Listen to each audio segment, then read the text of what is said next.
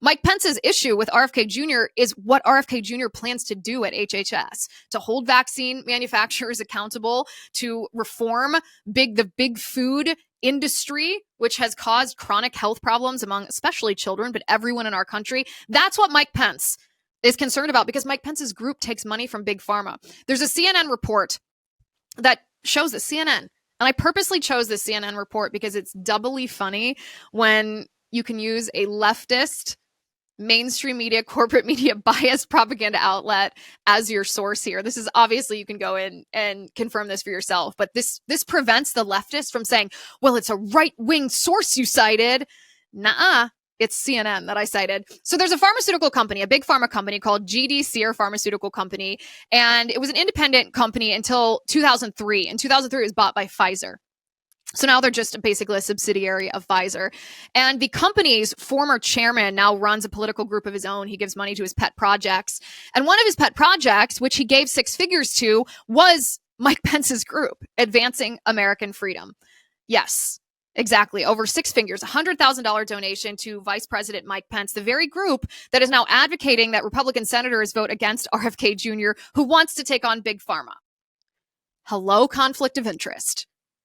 That might be the understatement of the year. Mike Pence's group is funded by Big Pharma. So no, he doesn't care about abortion. No, he doesn't care about RFK Jr.'s personal views or his past history.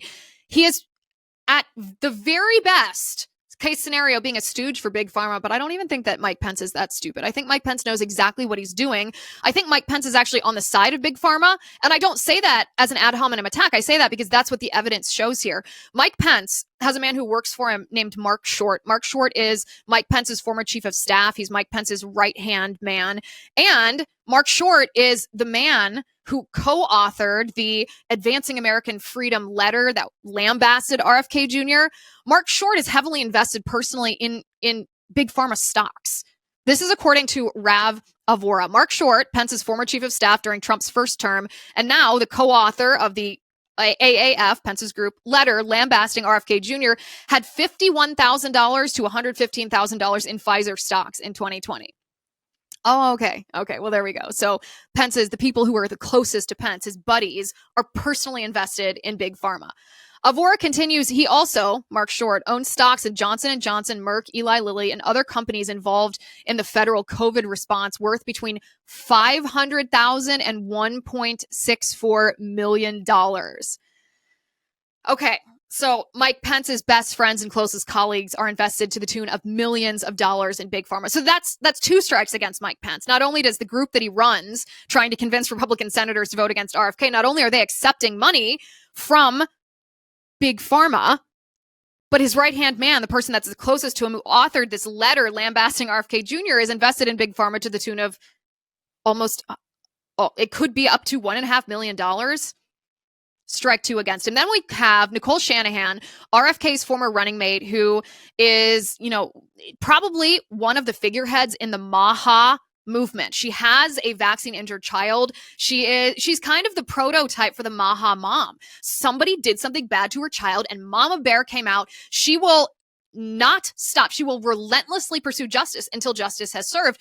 And she points out that Pence's group, Advancing American Freedom, was working with a publicity group called CRC Advisors. Now, this publicity group was hired by Mike Pence's group to bring publicity to Mike Pence's ad blitz, trying to convince Republican senators to vote against Bobby Kennedy.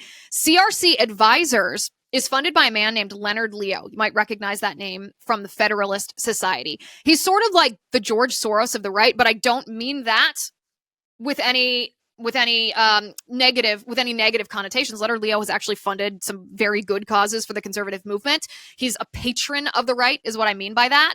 But CRC Advisors is very selective with who they work with. They're not just a vendor that Mike Pence's company would have contracted to help bring publicity to his effort. CRC, in order to work with CRC Advisors, it's essentially CRC Advisors has to endorse what you are doing. In fact, this is what they say on their website. At CRC Advisors, we don't just represent you. We work with you to build winning ventures. We incubate public policy projects, coalitions, and groups. mission-driven, focused, results-oriented. So the key word there is coalitions. CRC Advisors works with you only if they agree with what you're doing and if they have another client that they can connect you with in order to build a coalition. So if you look at the client resume of CRC Advisors, well, another one of their clients is Eli Lilly, a big pharmaceutical company. Now reread CRC Advisors. We don't just represent you. We work with you to build winning ventures. We incubate public policy projects and coalitions. So do they feel, the question, of course, to them would be, do you feel that Eli Lilly and Mike Pence's group have something in common and that could be used to build a coalition? And for what purpose? This is the swamp.